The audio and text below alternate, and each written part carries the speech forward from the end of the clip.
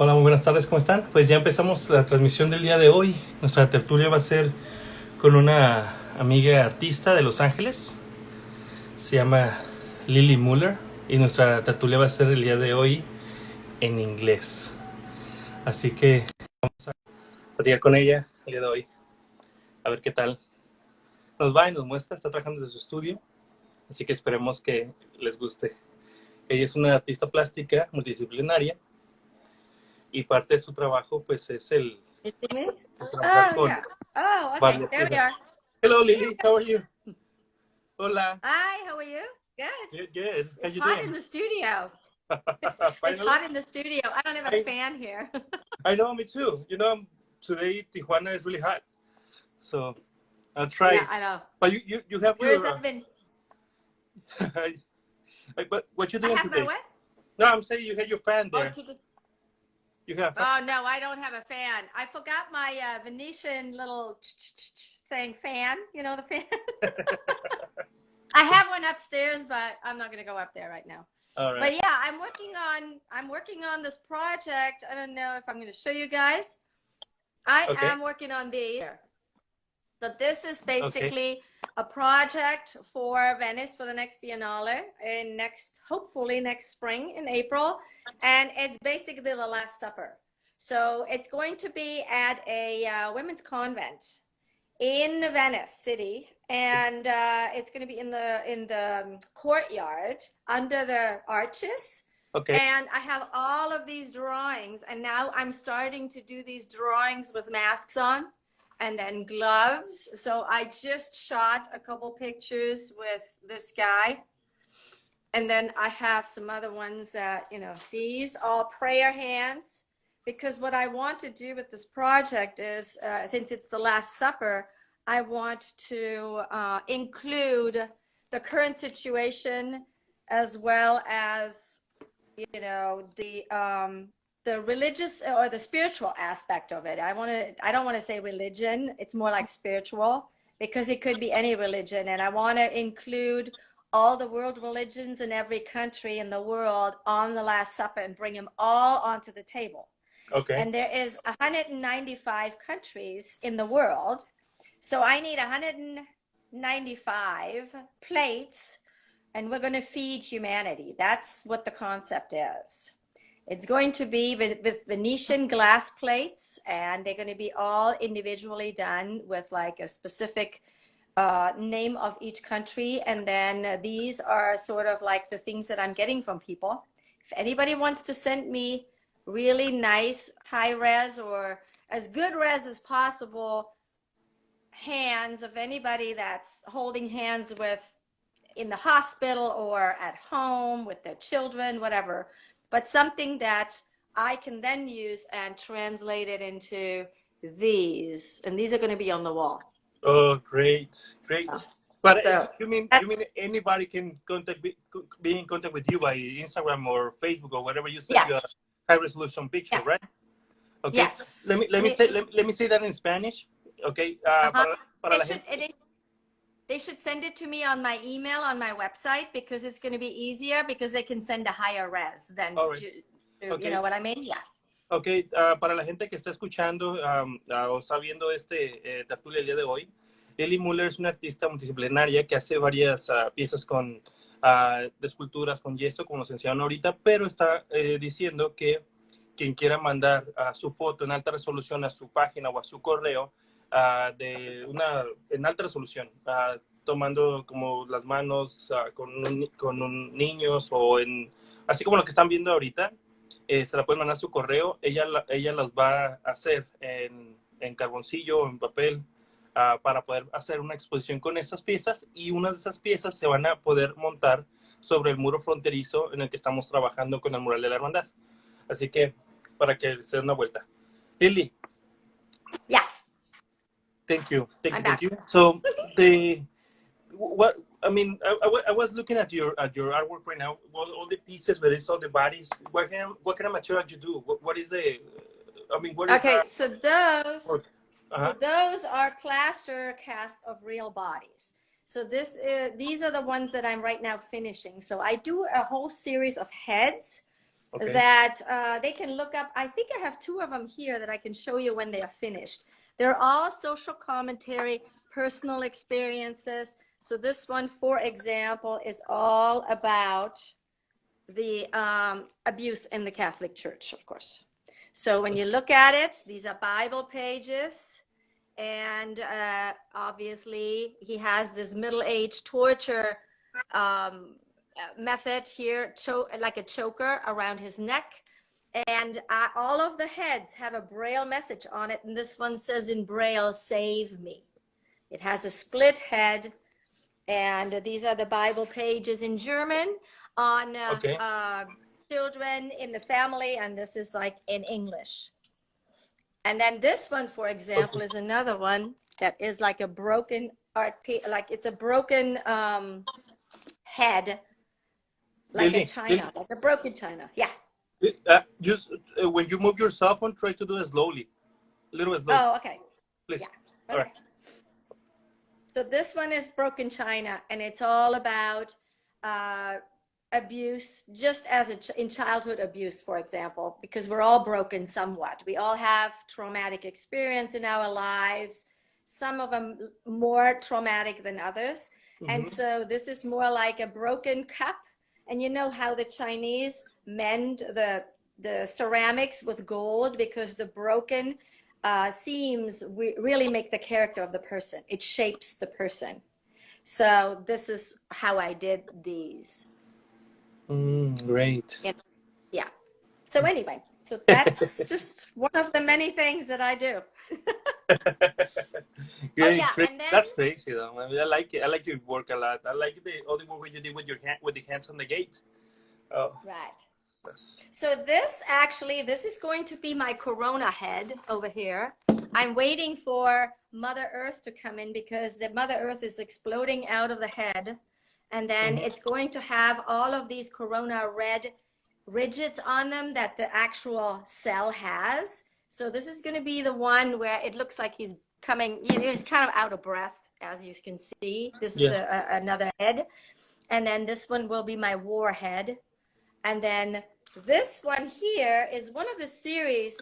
I also do a special art therapy program with breast cancer patients. Mm. So this is one of the breast cancer patients before she went in for a mastectomy. And then she's going to basically decorate those figure like her own body. So it reminds her of that time. And it's sort of a healing process as well. So, and I actually did a book on that as well. So I can show you what they look before and after too, if you want to. But Hmm. you can explain it in Spanish if you need to. Well, you know what? That would be great. Like, I'm gonna post when I finish the to save the video after the this. Yeah. I will put your website. The people can see it, and also we can just talk about it. But you know what? I was looking at your the piece what you did about the breast cancer Yeah. therapy. I did the same thing like 3 years ago for a nonprofit here at Tijuana. Well, it's a binational nonprofit association. They work Right. with all the ladies who had a breast cancer, and also they are survived from that. So there were Yeah. like 30 ladies, and also I did all they use the breast with gesso, like gesso, Right. Right. with Right. Right. newspaper, on paper and glue and all stuff. I did with them. They did like a little Yeah. therapy for like 2 hours. I was talking to them whatever they want, what they like, what they want to show to the people, what is the experience, what they had about what is what did happen with them with What they cancer. go through. Yeah, and Yeah. I put the first time I put plastic in on the body, just the top part all the Yeah. way to the neck, and then I put a little gesso, then they paper gesso like couple coats, like I think like 4 or 5 coats. Right. After 2 hours, we were speaking, a little bit about that with music and everything, like therapy. That thing kind of like a little bit dry, so I Gets take dry. Yeah. take it out. Mhm. I put it on my table, on the work table.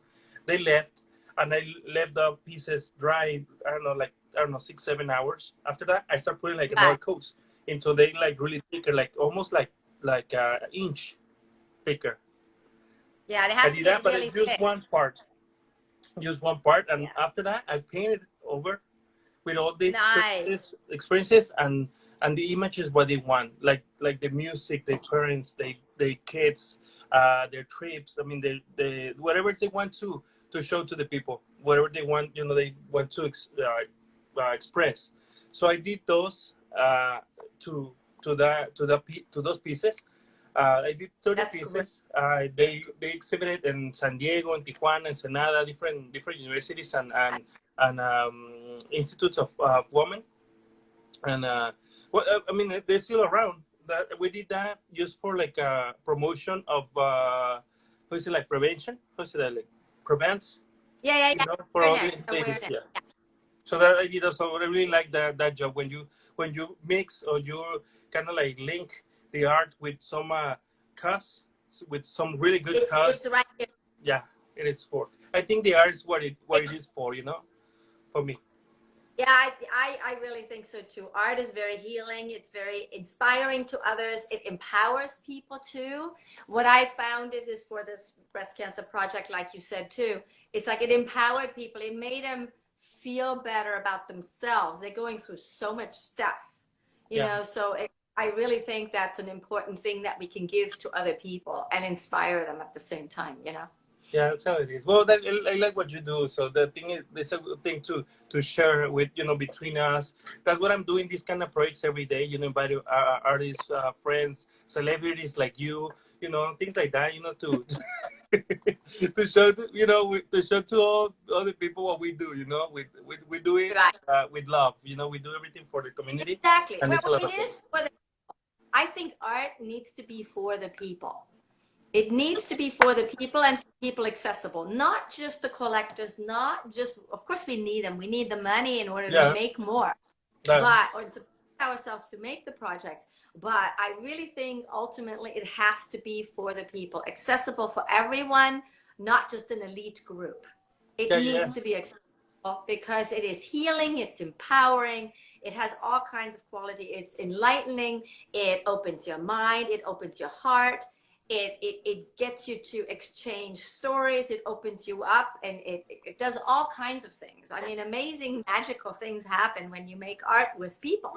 yeah, yeah. Like you do. We kind of are very similar in that because we work with people on making projects, I know. which is to me the best thing ever.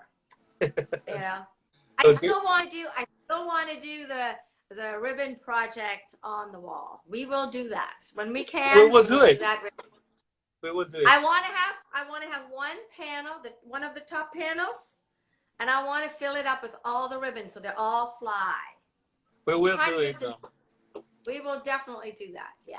Yeah, We'll figure it out. Maka is in a comment right now. She said like, it touches hurts. It touches her heart. It touches Yeah. hearts. Yes. Art touches hearts. Yes. Very, very true. And it also brings out emotion. It's really important that things in this world where we're so detached with phones and with all these devices, we're so separated. We don't even talk to people anymore. We rather text because then we didn't have to really engage in a conversation, and then people text for hours. I hate that. What a waste of time. And I can't type. So it's so bad. It's autocorrect is the worst thing that ever was done.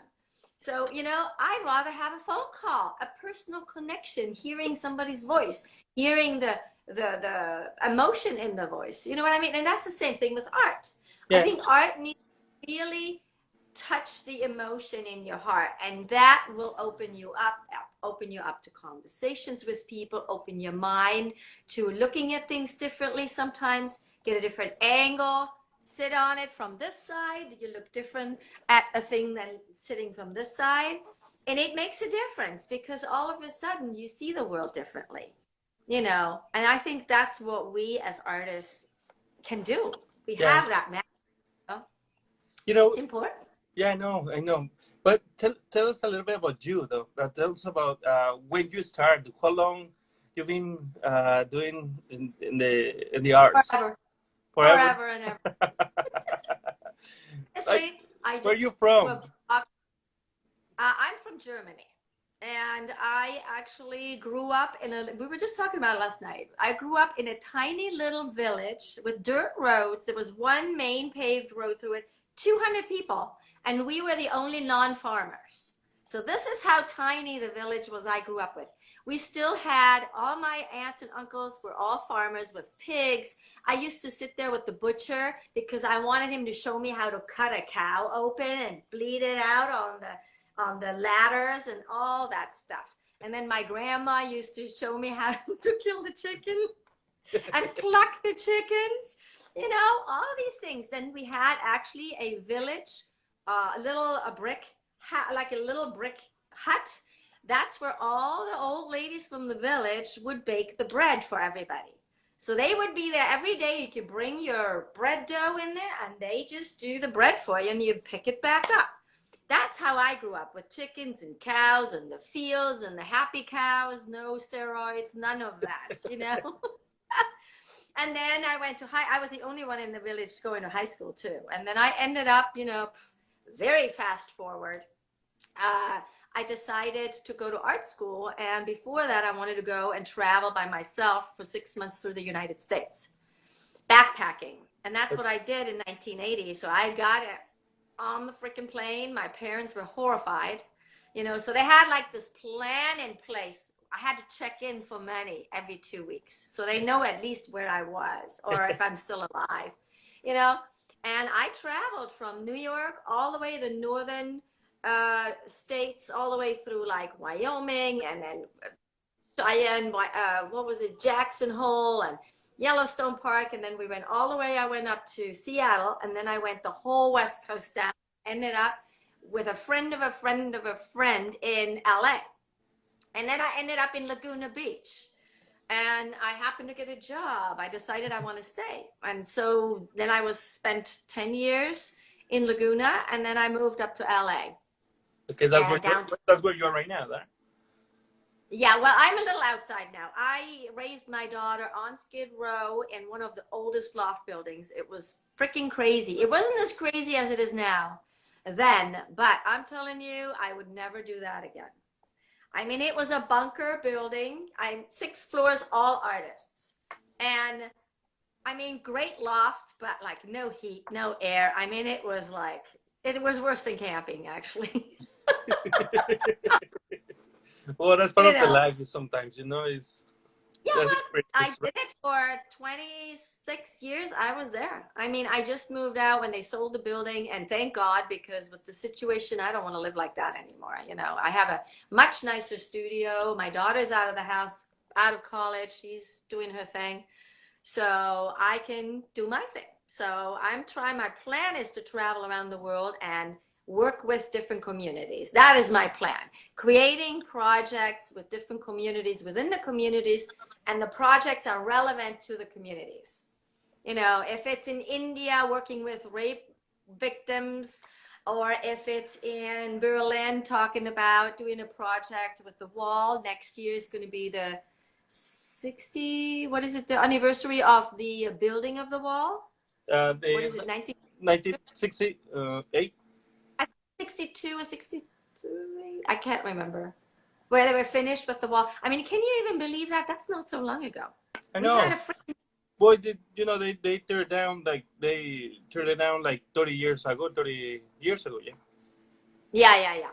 I know, it's not that long ago. I grew up literally as a child. I grew up with the barbed wire fences and the minefields, 3 levels of minefields, and then the shooting stations from East Germany, because it ran all the way through our area with all the little villages. There was one village that was literally divided by the no man's land and the barbed wire fences of the Berlin Wall, of the East German wall, barbed wire fences. That's how I grew up. I mean, my family's outing on Sunday after brunch was always having a hike all the way to the beam where the no man's land started and where the barbed wire is, and then the minefield started.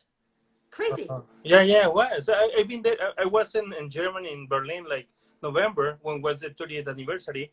I was there, and I was looking, was walking all the way by the to follow the line between the east and the west, Yeah. for what's of the little border, whatever is existed right now. And yeah, I mean, I see the difference, and I really cannot believe how they really the humanity made that thing. Yeah. That's really hard to believe, though. Crazy. It It's is. crazy also how long it lasted within the Western world, you know? And I remember you could see there were certain spots we would always drive up there at night. You could see that the jeeps from the police would always on the other side drive through the villages. And then there was the time with the satellite dishes. So if any family or any house had a dish moved towards West Germany so they could get West channels, literally they would disappear, these families. They would like just pick them up and gone. That's the kind of stuff I saw. I mean, I saw some weird stuff. You know, people getting shot on the barbed wire fences when the minefields blowing up, and they just let them lay there for a while. You know, crazy, crazy. I believe that. So that That's, thing, everything what you see when you're younger, that's the influence of whatever you do right now, right? I mean, yeah, that's it does. Especially, it really got me. It really brought me back to my childhood when I went down to see you at the border wall, because I've never been down there at the actual slats.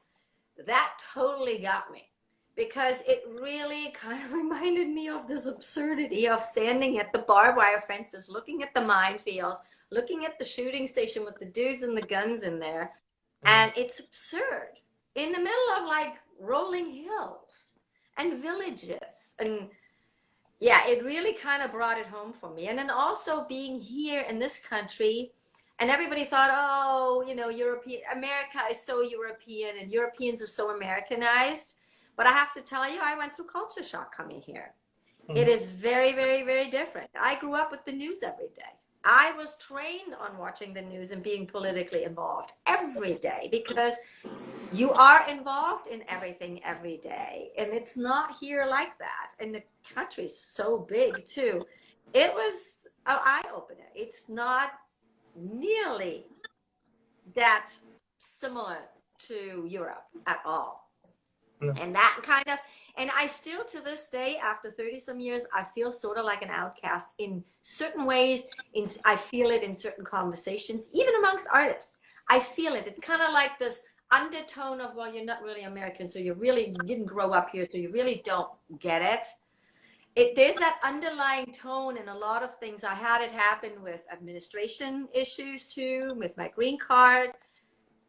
Strange things, you know, and you still always feel like not kind of belonging. And that kind of adds to my upbringing too, and why I like to do this work, because I think we're all humans. We're all one humanity, and we're all the same. It doesn't matter what we believe. It doesn't matter what spirituality we have. It doesn't matter what color we have. It doesn't matter what what do you say, what income level it is. We're all human beings. We're all functioning on the same type of bodily functions. I know. To say it, I know. you know, and I try to constantly with my work reiterate that with whatever it is, even growing up, my own growing pains, you know, my own growing pains with abusive relationship or this or that, what everybody goes through in different phases at different degrees in life. And I think that we all need to understand each other and help each other and support each other and share stories in order to globally, I think, collectively create some kind of organic solidarity. Yeah. Because that's what it's coming down to with all of this crisis. I think we see very, very clearly that separating from each other is not the way to go. We have to globally unite somehow. And whatever structure that is, I don't know. But I think as artists, we should be thinking about what that might look like and start working towards that sort of new world in a way. I believe so too. Oh, I mean, for for all the artists, I think we have to have an experience to work with, in our lives.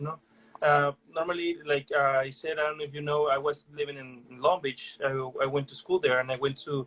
Uh, I met a lot of people who had the same experience like me. You know, to being are Mexican and go to try to follow the American dream, and then start working, get a good job, get a school, you know, do a lot of things, and then try to come back to your country when you know in another way, you know, to be different, to know about cultures, by national themes, you know, things like that. I don't know how I said in how I can say it in English, but the part of our lives is just the way of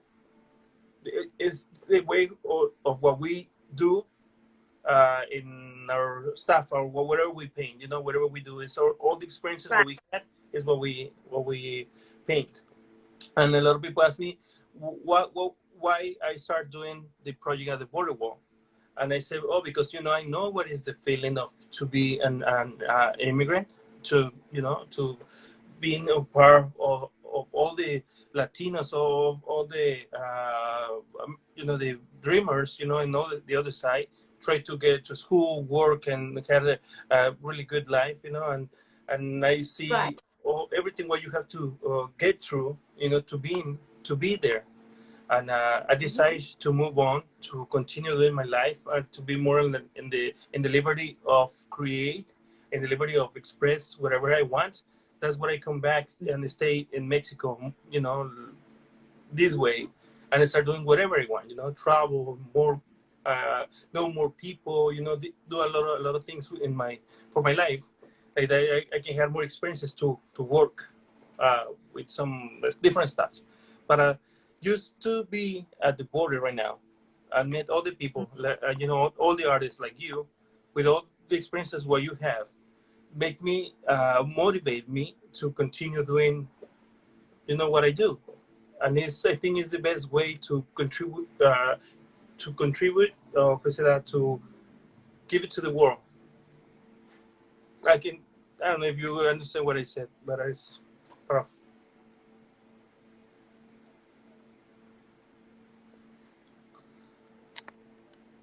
I cannot hear you.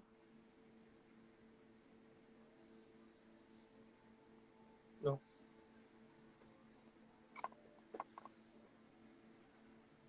no. Did you touch something?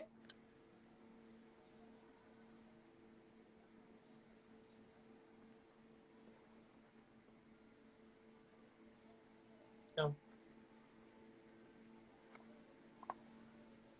Wait. Mm, I cannot hear you.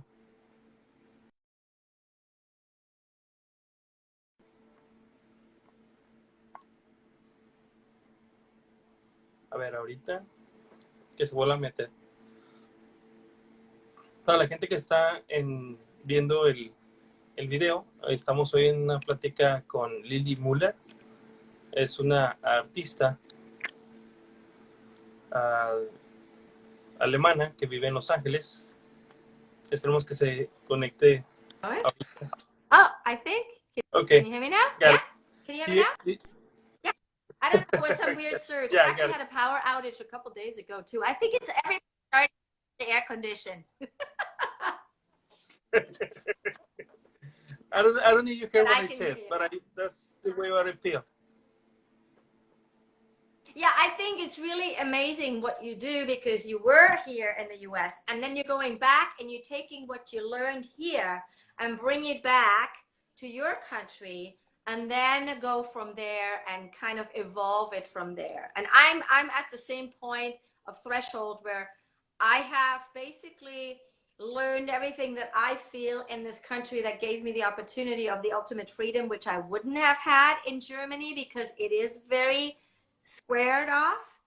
But now I can take all of that, what I've learned as far as how to think openly and freely and all of those things, and bring it back to the old school and the old world and sort of kind of merge it in a way. That's sort of where my headspace is at too.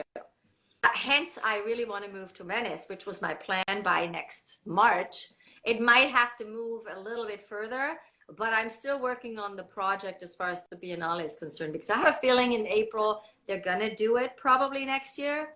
And I already got the invitation. That's why I'm doing the Last Supper, which I'll be is there. very, I'll be there. yeah. Oh, yeah, you'll be there. We're going to do something really cool. Yeah. That's And I know great. some places, we'll figure it out. Yeah. Yeah, Okay. it's going to be pretty awesome. Tell me a little bit about the artwork you did with the. That's the first time when I saw your message, like you went to do something here at the border.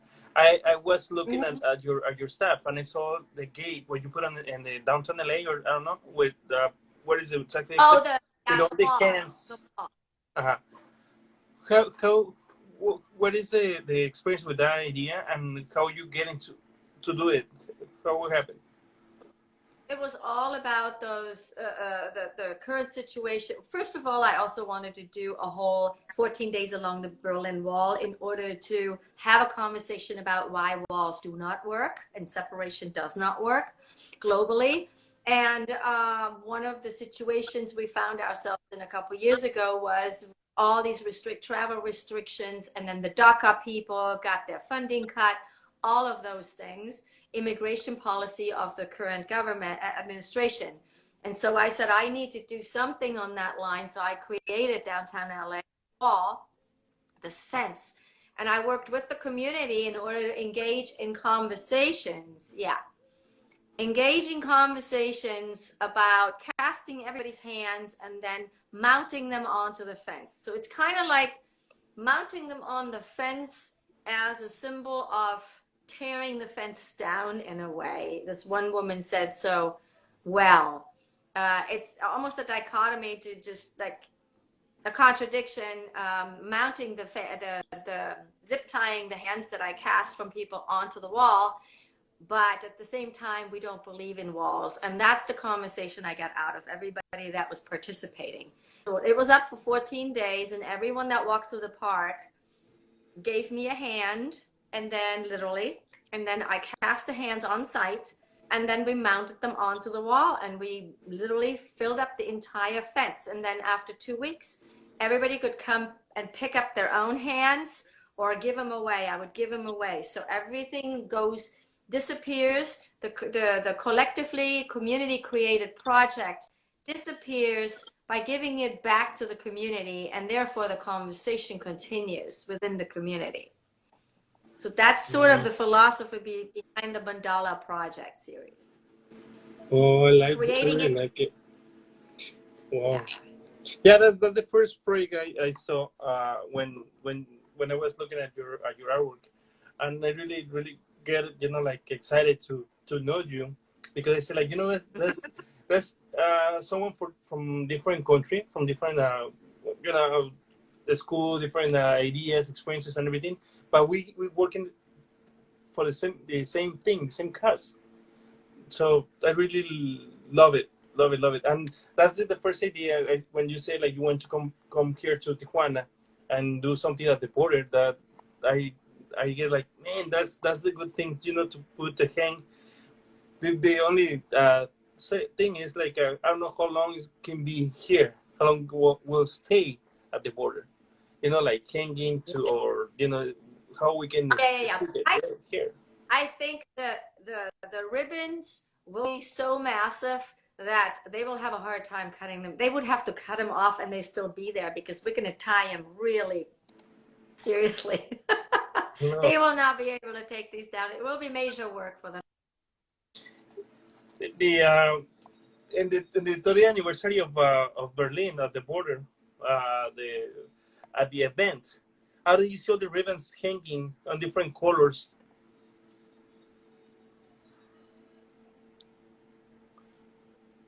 Again,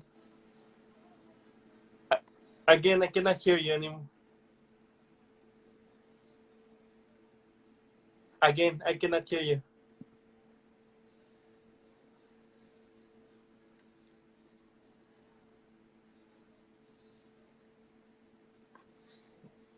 Uh, I think you have to disconnect it and connect it again, or I don't know what you did.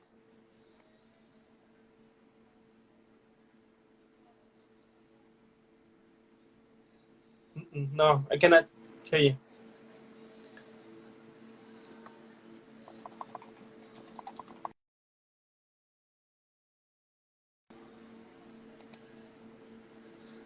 Yo creo que algo está ahí fallando. A ver si te se vuelve a conectar. Y, a ver.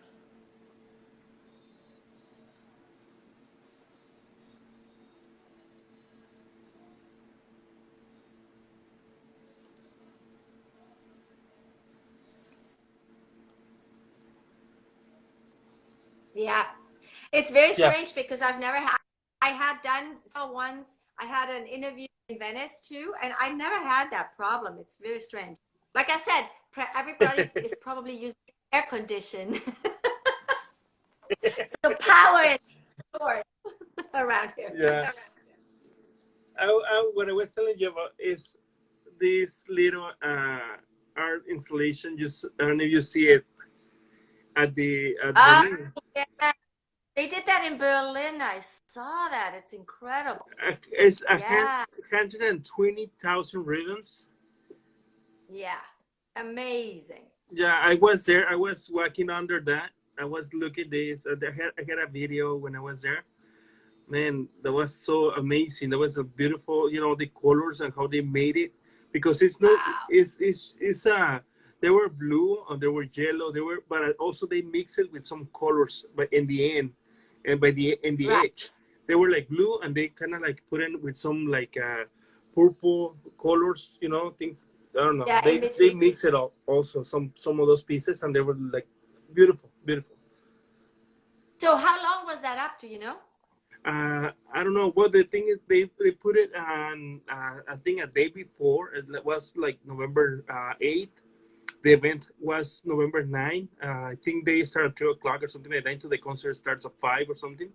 I was there into the first or second concert, and then I went to the gallery because they had an art exhibition the same day, 9th at Yeah, 7 yeah, p.m. At 7 p.m. Some gallery. So I was just there for the opening. I was walking there. I eat something. I was just watching the first orchestra, and then I went to the gallery. But man, it was that piece was amazing. That was yeah. beautiful. That was last year, right? For me, That was last year, right? Because yeah, yeah, was that was last 2019. year. Yeah, yeah, yeah. That was because it was the fall of the Berlin Wall anniversary. And then this coming year, 2021, is the memorial of the building of the wall. Yeah, That's why I wanted to do the 14 days along the Berlin Wall. And I'm still trying to figure that out. I mean, I have the concept. It's basically the same concept than what I did in downtown Los Angeles, but along the Berlin Wall by the Brandenburg Tor. This is beautiful at night. Yeah, amazing. That's a major construction. I Look at that. know. Yeah. The good Big thing art, big. they were in heavy, because it was all the installation and how they mounted. They it was amazing though. I really like it. When I was there, I was so excited. Just to being there. To kind of like feel what is happening. I work a lot with the border and I met a lot of people from Germany here in Tijuana. Even like last 2 years ago, I don't know Marcus Brennan, the director of the orchestra in Berlin, the symphonic of Berlin.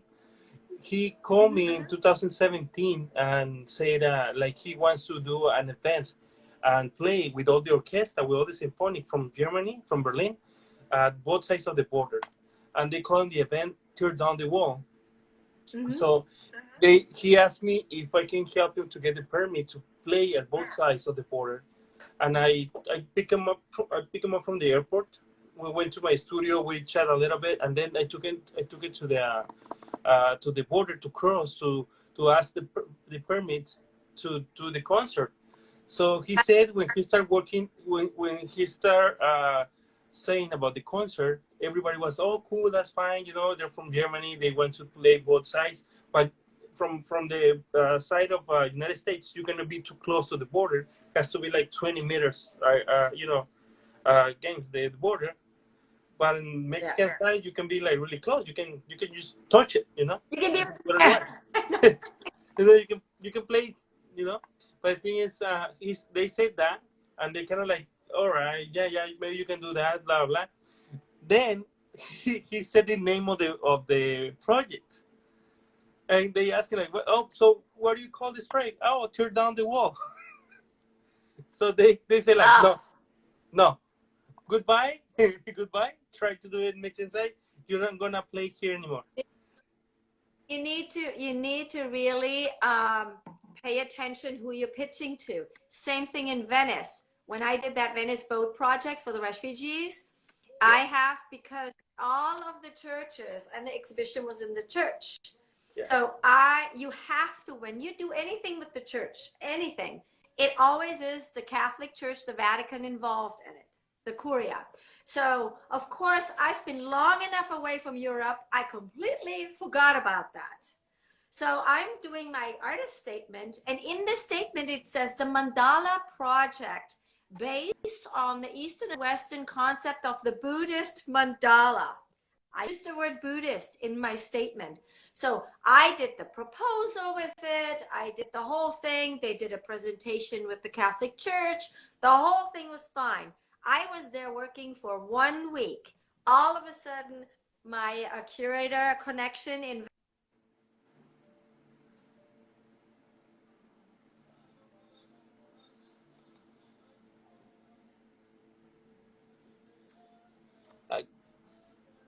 Again.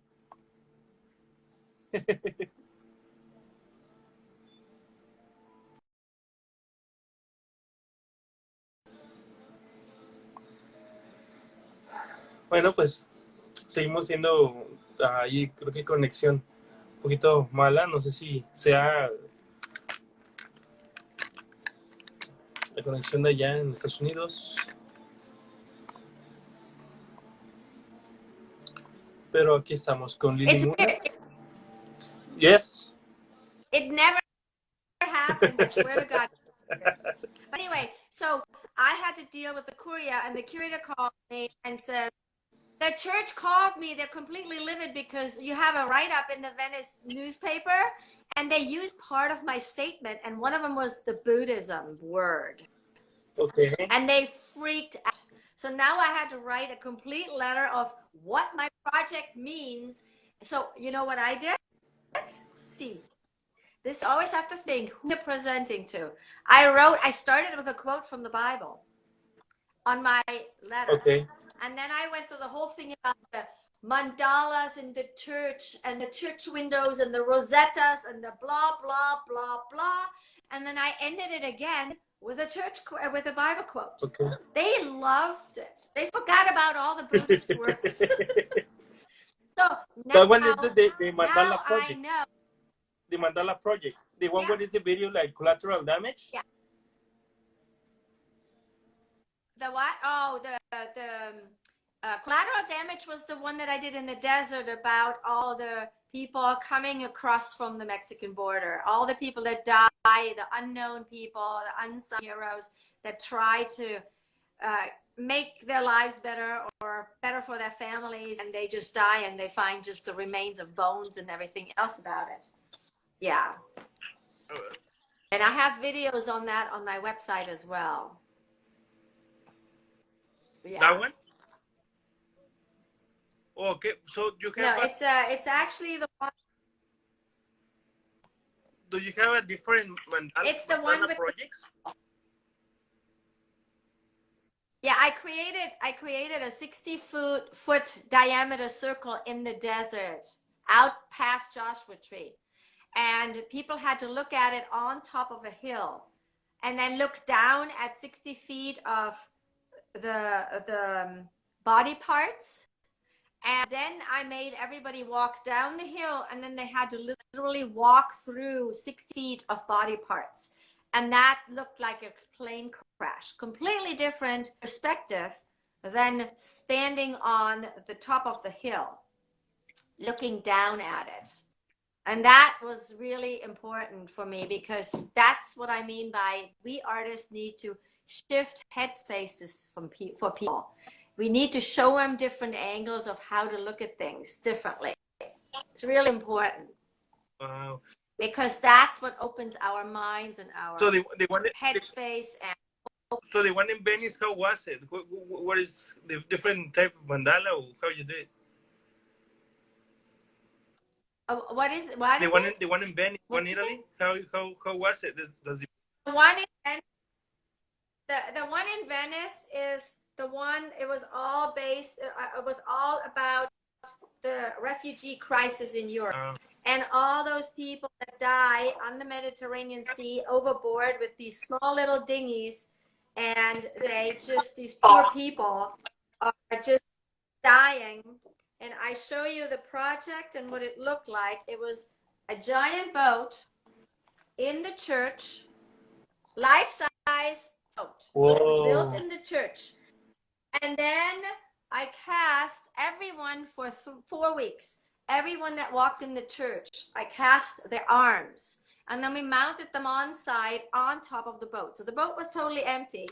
And then we filled it up in 4 weeks with over 300 arms reaching out from the boat. Is that one? And then this was last year. That was last year, which was also about global displacement through environment disasters, wars, through all kinds of different political situations and inequality, basically, all around the world. And so I created another installation with the clothes on the floor that people had to walk over, literally step on. So all of those, I have mini videos on my website that everybody can watch. They're about 5-6 minutes long, so you can really understand the project of it all, of each of the Mandala Project series. And Mandala Project series is because it is created with the community collectively, like sand painting, Buddhist sand paintings, or American Indian sand paintings, for example. It is a meditation on humanity, is a meditation on whatever subject matter you want to meditate on within the community. And then you create this project collectively. And then after a period of time, it will be destroyed and goes back into the community. So the communication and the experience continues in conversation, in dialogue. Wow. That is, I think, the catalyst of change is dialogue. We need to talk with each other, share stories, experiences. And that's what we artists do. And you do it very well, Enrique, with all of your work with the people at the border and everywhere else you do. All the public projects, all the mural projects you do, bringing people together and creating something for communities. We're very much alike in that kind of art making, in a sense. And I love that. We have to do it. You know, we have the chance. We have the. I can say you have the power, and also you have the strength to do it. We have to do it. Yeah. Oh yes. I like that boat. We have to. Oh, the boat was incredible. Yeah, it was quite a challenge. But again, you know, it was very funny because I was already working there for a week, and then all of a sudden they realized in my statement there was the word Buddhism in there, and it's the Catholic Church, you know. It's the actual Vatican. So, Catholic Church. I know. So, but they were very happy. Yeah, I had all these kids there. They came in. It was amazing. Yeah, it was an amazing experience, meeting everyone from all around the world. We had incredible conversations. I have so much footage. There were people from Russia there, people from Korea there were people from down under there. I mean, it was everywhere. And everyone had different opinions about the refugees, and should we take them in? Should we should we be against them? Are they taking it's kind of very similar to what the dialogue here is, but it was so much more I found so much more understanding on an international level that I find here, even just with Mexico and the border and the US. Oh, I like that one. So where is all the installation? You know, you give it to the wherever put their hand. They have their own piece, so they give it back. Yeah. So basically, for 4 weeks, I finished filling up the boat, and then the last weekend, everybody could come and pick up their own arm if it was a local person. I had people because the flights are so cheap within Europe, so I had people from Netherlands and from London coming in and picking up their own arms again. And then the rest I gave away. Whoever wanted to come to the church could get an arm or whatever they wanted to pick and take it home. I wanted the conversation to continue. Yeah. That was the main key part. Take it home and it's a conversation piece. Oh, I went to this church. And it was very funny because people were walking around the sidewalk next to the water of the Grand Canale and with their bags, and they had like arms sticking out, or they're holding their arms, and people were like, where did you get these arms? What's wrong? Where did you get that? They're all like, what happened? Oh, there's this crazy lady in the church. She's giving them.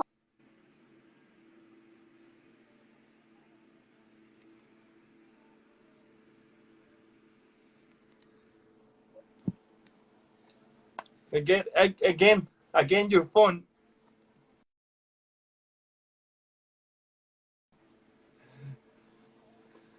Bueno, como ven, Lili tiene un trabajo espectacular. Me encanta lo de sus manos, me encanta lo que ha hecho con su trabajo de escultura. Y bueno, esta exposición que estamos viendo es uno que hizo en Venice, en Italia. Está genial ese trabajo. Y ahora que va a venir a hacer un proyecto ahí con nosotros en el muro fronterizo. I guess between the two of so much going on.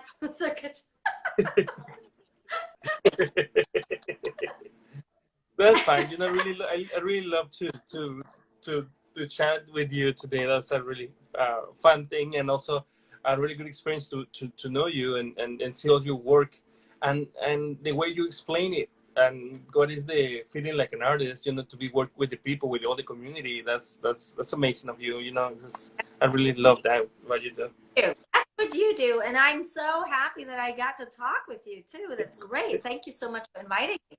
Pretty awesome. We're gonna do the next meeting at my studio again. Yeah. Like the last time. Yes. Yes. That's so fun. God. I know. No, I really did enjoy that day. That was a good day. Was a good time. You know, like we were painting all day at the border, and also you know with music and all the friends, and you know all the artist friends like you met last time at my studio. Everyone telling me like, "Hey, how is your friend?" You know. I know. No, it's cool. Well, we can all do another Zoom and have a whole entire happy hour with Zoom with all of your friends in the studio. You can totally hit me up on that anytime. Okay. Yeah, we still have 5 minutes to end this video. So tell me exactly what is the plan of you? What is your what are you doing right now? I know you show us the studio when we start this video, but what is the plan of 2020 to work? What is the next project you have? It's up again.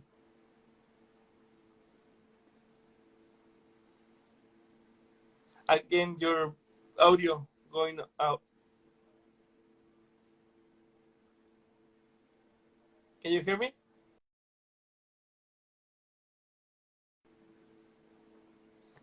Ay, ay, ay. Tenemos problemitas ahí.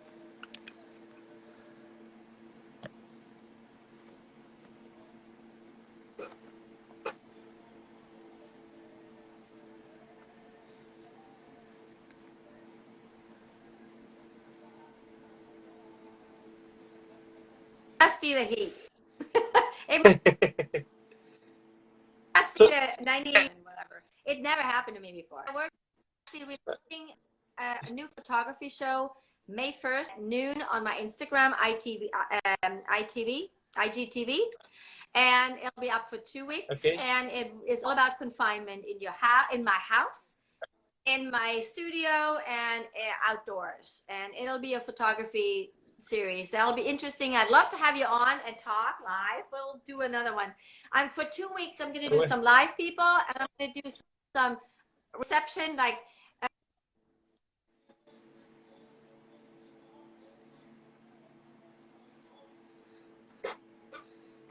May 1st. Well, again, your audio is going out.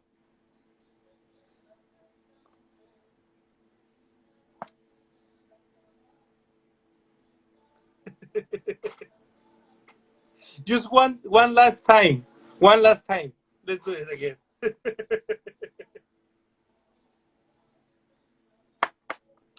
One last time to say bye. Do it.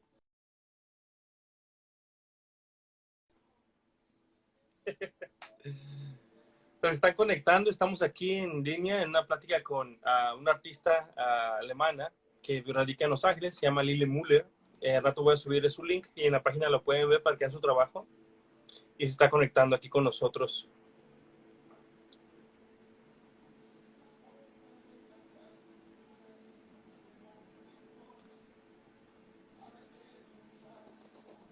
Can you hear you. Yeah, okay, great. Yes. Yeah, I can. So May 1st is the exhibition, right?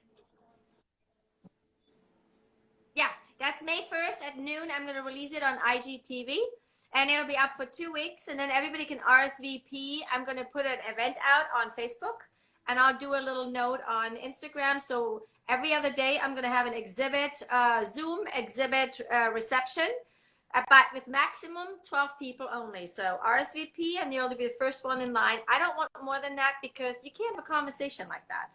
Yeah. So, and then have live people in there. Whoever wants to talk to me about the work and do a Q&A during those 2 weeks, the show is up. I'd love to have you on, and we'll talk about the work. It'll be very interesting when you see it. I will. May 1st, I will put in my agenda to be in there. At noon, I'm going to release it on TV. Yeah, be great. That would be great. May 1st. Love to have you on. May 1st is next Friday. It's Friday, I think. Yeah. Yeah, that will be fun. I want to see your new artwork. I also want to do another art exhibition, like virtual art exhibition. That will be fine to do it. And also, I start working with some pieces. Let me show you a little bit. It's like pieces of the Little Prince, right? Yes, I do. Oh, nice. Are you going to do all? Well, how many are there? 12 of them or whatever? I'm doing 40. I'm doing 40 pieces with the Little Prince, with some friends, like Don Quixote, with some actors, some cartoons, really known characters of the people we know. Like I don't know. I was thinking to use all the people, all the characters you see on TV with the Little Prince. So I'm working right now. I have 9 pieces already, so I'm working on my 40 to have an exhibition next month. It's great. Love that. That's a great idea. Yeah, that's really nice. They're beautiful. I love it. Thank you. Yeah, you will see it again. So that's a really good live chat with you today. I hope to see you soon. Yeah. Let's have a next meeting at my studio, and next time I will go to your studio. Oh, definitely. We'll do that. I can't wait. It'll be fun. It'll be totally fun. I know. Yes, thank you so much for having me. Thank you to have me there, and I see you soon. Okay? Thank you. See ya. Ciao. Bye.